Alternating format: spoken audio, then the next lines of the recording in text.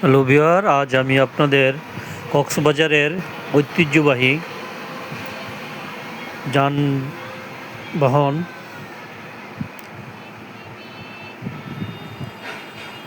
দিয়ে যাচ্ছি এবং আপনাদের কক্সবাজার সমুদ্র সৈকতের ঐতিহ্যবাহী নৌকা তা দেখাচ্ছি এবং এই নৌকাগুলো ঐতিহ্যবাহী ওই এলাকার জেলেরা মাছ ধরার জন্য গভীর সমুদ্র থেকে মাছ ধরার জন্য তারা এই নৌকাগুলো ব্যবহার করে।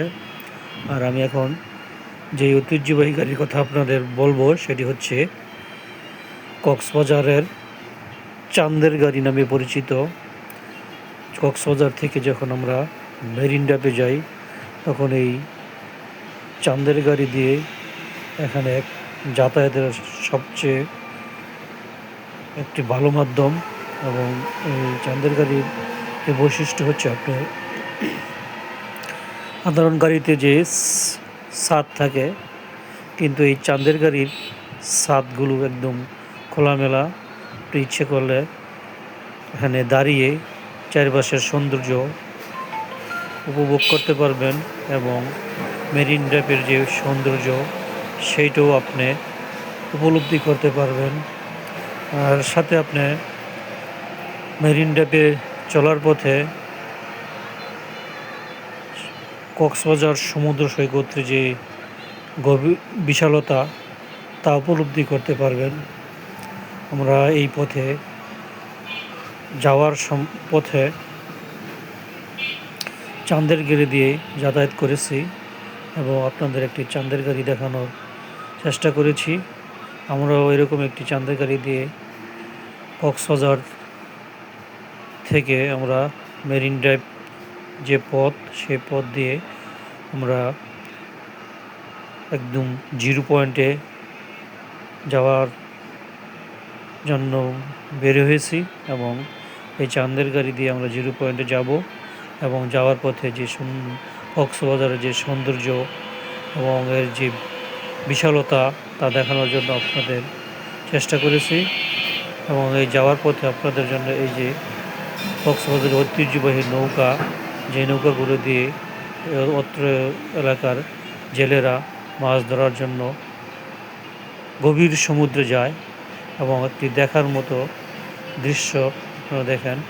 এই নৌকাগুলো কিন্তু নিচে চাকা লাগানো আছে, কারণ নৌকাগুলি তারা যখন রাস্তায় নিয়ে আসে, নৌকাগুলো রাস্তায় সঠিকভাবে যাতায়াত করার জন্য তারা চাকা ব্যবহার করেছে এবং এখানে গাড়ির নৌকাগুলো মেরামত করে এবং সময় হলে তারা সেগুলো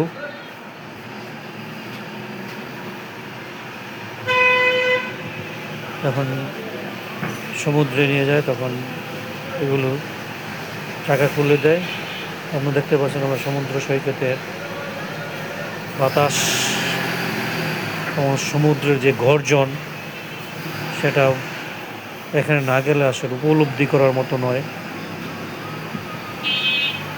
আপনারা কিছুক্ষণ পর পর দেখতে পাচ্ছেন এই নৌকাগুলো রাস্তার মধ্যে, সে নৌকাগুলো থাকার কথা কিন্তু সমুদ্রের মধ্যে। আসলে এই জাহাজগুলো সমুদ্র থেকে নদী জাহাজ রাস্তায় নিয়ে এসেছে এই নৌকাগুলোকে মেরামত করার জন্য।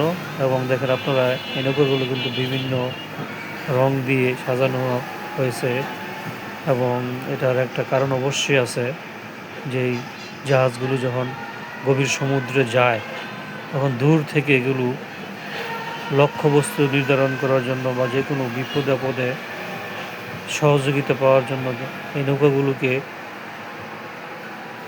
তারা রং দিয়ে রেখেছে। এবং এটা আমার কাছে হয়তো মনে হয়েছে এবং দূর থেকে যেটা এটা পর্যবেক্ষণ করা যায়।